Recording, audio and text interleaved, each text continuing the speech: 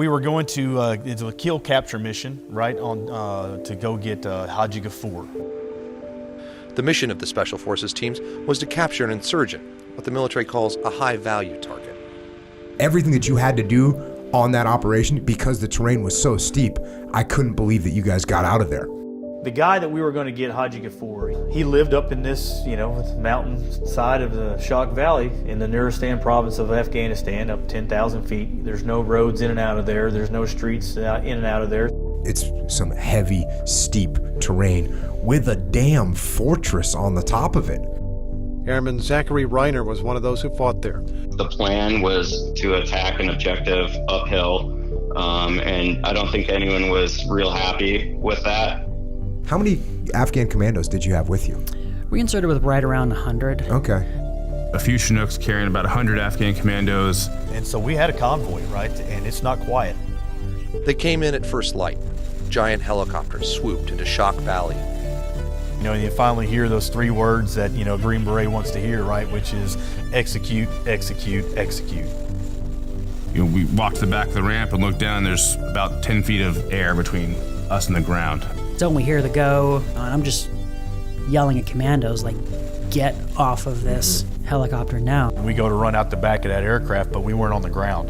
Shok Valley was so mountainous and boulderous that the aircraft couldn't even land. Now you're jumping out of an aircraft with 60 pounds of kit. There was no place to land. There was an icy river running down the middle of the valley, a river they hadn't been told about. We all got off the aircraft, and that's when we started moving to the objective. We had to, climb maybe 200 feet to get to the top of where the actual objective was. And by that point, the gig was up. I saw that terrain. Brother, I could not believe it. I was saying, oh my God. Like, as bad as everything sounded, it was 10 times worse. When I saw that terrain, I was like, I can't believe that these guys did this. Once in the valley, Airman Rhyner's team had to climb. The village was at the top, hundreds of feet above them. So it was hard. It took an hour or so, to get, to where I was, 40 yards from, where I was to the first building into the objective. One of our teammates came across the radio and said, hey, I see a couple guys with an RPG. I saw one dude sprint across the top of the hill, and then within a few seconds, everything just kind of opened up on us. They had us almost surrounded, and we were in sort of a bowl. From there, first couple shots rang out. Immediately, our Turk was killed. He got shot in the face, and he died right away. But we didn't know where they were. We couldn't really see them from our position. And this was just a situation where you guys do not have the high ground at all. You guys are literally in a valley. About 4 or 5 of us jumped underneath this rock outcropping, and as I got up to move from that position, I was hit in the hip. The medic was with me. We only had one that day, and that was Ron Shurer. The enemy held the high ground, and the Green Berets were under withering fire. Shurer was the team's medic. Very, very quickly, I heard the first call for a medic. The first guy to be shot that day was Dylan Bear. He was hit in the hip. The initial assessment of him was 20 minutes to live, right? So you knew that we're not going to suppress the enemy in 20 minutes. We're not going to get off the mountain in 20 minutes. We're not going to get a medevac bird there in 20 minutes. So what's Dylan? He's dead. Some of my teammates started making their way towards me. One of the guys on my team, Luis Morales, he was trying to put pressure on my hip. He was actually shot while he was giving aid to me. A couple other, Green Berets that were on the mountain were catching bullets while Ron, the only medic, was working on Luis and Dylan. Big straight bullets came through and hit Scott in the chest, in the arm, John in the leg, in the shin, and basically amputated his leg on the spot. I was moving from one position to the next, and I got hit in the right leg. And then shortly after that, Luis was hit by a second bullet that went through his ankle and shattered his ankle. I never will forget the radio call from Luis saying, "John, come get me, brother." You don't call by your first name on the radio. And for him to say my name over the radio during, battle, I knew, that he was hurt. And so, to see CK go down, to see Dylan go down, now Luis has called me by my first name, that's what it was like on this battlefield of Shok Valley that day. So I started working on Dylan, went over to Luis, saw what had happened to him, Luis Morales. Basically triages them as quickly as possible, and then gets to work on Dylan, who had the most life-threatening injuries. The standoff continued. Rhyner's team was still trapped. He says more than half of them had been wounded. Pretty much everyone on our team had a bullet hole in some form. Scott Ford, he's the guy that you look for to get out of there, and I watch him from me to you get shot right in the chest plate, drop to his knee. He got back up, he kept fighting. Within 5 minutes, his arm just got shot right here. It was the most gruesome thing that I saw. And that's the point when I thought I might not get out of there. The team sergeant was shot through the arm, and John Walding was shot through the leg, and we were all about 10 feet away from each other. We had 4 guys on our team, 4 Americans, that were critically injured. We got Luis shot, Dylan shot, I'm shot, now Scott. There's only 10 of us here. At the same time that he got shot in the left arm, I got hit in the head. I know at this point it's very clear. We're done with the mountain. We just need to go home. And from there, we just kind of grabbed our wounded and pulled back as far as possible to get as much cover as possible. And when we did that, we kind of trapped ourselves with a cliff on either side of us. Kind of trapped ourselves, he says. Their mission had changed. Now, it was all about getting out alive. Airman Rhyner has been shot in the leg. He's firing his rifle at fighters nearby. He's also calling in airstrikes from above, F-15s, Apaches, A-10s. It goes on for hours. Another Special Forces team kept trying to reach Rhyner's position. They couldn't. Police clearing, troops in contact, over. Zoom 02 is requesting more air assets be pushed to this location. Definitely got to the point where okay, this is the day. There was a point where I just said a quick prayer, asking God to help our son, who at the time was a couple days shy of 3 months old, and then just go back to work.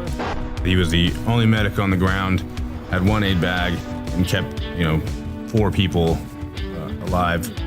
I remember asking Doc, I'm like, Doc, come check me out, man. Airways. You sure I'm good. Yeah. And I never will forget his little head raising up over Dylan's body, giving me a thumbs up, saying, "You're good."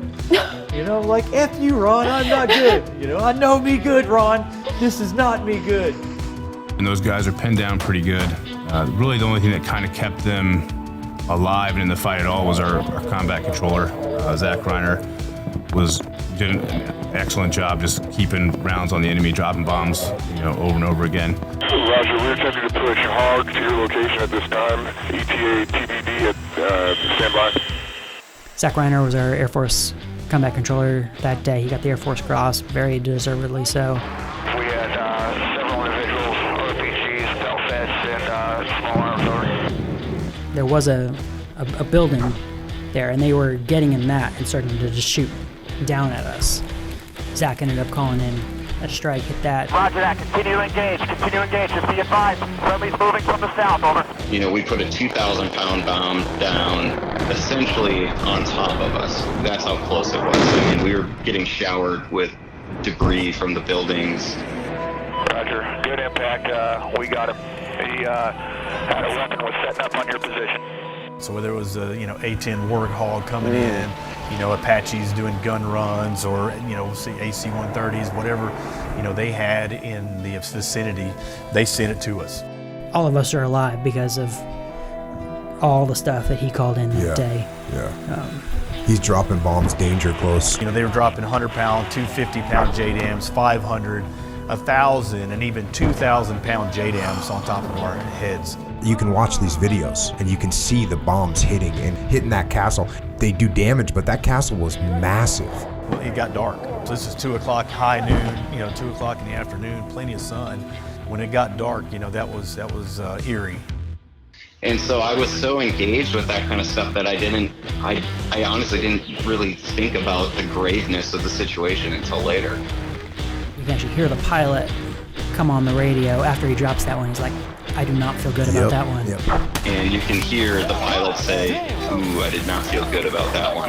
Meaning you can hear the sickness in his voice, thinking, how, did we just kill our own guys? He just killed everyone. And when they dropped those bombs, it would just get dark because of all the debris and all the rock. Of course, for us, we're covered in We're getting covered in debris. Just rained on stuff, but we're like, thanks, dude. Thank you. God, totally insane. So after we put down that 2,000-pound bomb, there was kind of a lull in the fighting, and we took advantage of that. But the good news is they stopped fighting. And how we got off the mountain was to fall off the backside of the cliff. We ended up having to go down the backside of the mountain. There was not a trail. It was, okay, we're gonna drop you down this cliff. And every time they drop a bomb, we'd do that, and we'd go all the way to the base of the mountain. Then they started calling in the helicopters. And I had actually got drugged through a river, you know, again, April and 10,000 feet. It was just melted snow. I thought I was gonna die of hypothermia. We're flying away, and then we're thinking, we hear the sirens, beep, beep, beep. Hey, I'm hit. I think I'm hit. I'm hit. Roger, I'm trying. Turned out the helicopter was being shot at. Pilot says, I'm hit, I'm turning south. He actually got shot because of all the rounds that we were taking. I think we just got hit. We're going south.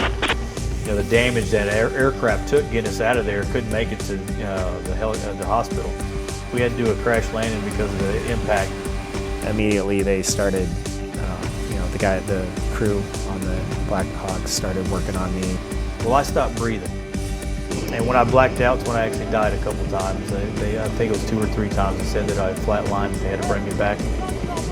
I'm extremely fortunate that we were able to get everybody off the mountain alive. We lost 1 interpreter and 1 Afghan commando.